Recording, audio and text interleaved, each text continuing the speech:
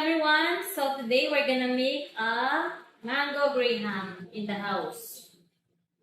Na-prepare na condensed.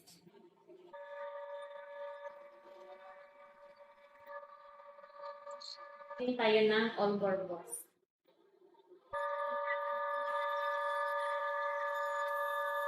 So mix-mix lang natin ito para mag-mix yung cream at saka yung condensed. So hiwain natin yung mangga, no? Like this, by strips.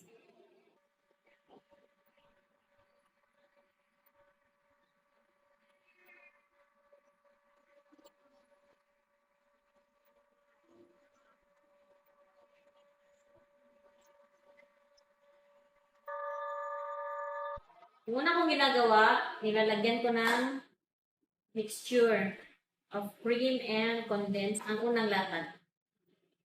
So, ang ginagawa ko, na-spread out ko siya. And, we're gonna pile the grahams. Then next, we're gonna put again the syrup. And then we're gonna put mango.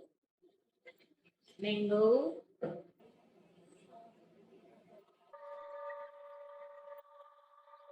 Another kilo.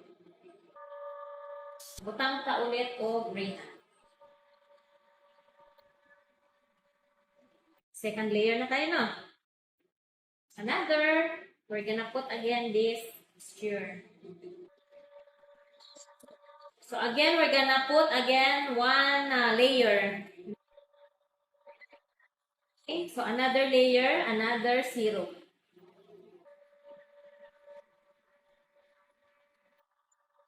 Lagay tayo ng last layer ng mango para mag-sprinkle tayo mamaya ng sobrang sweet.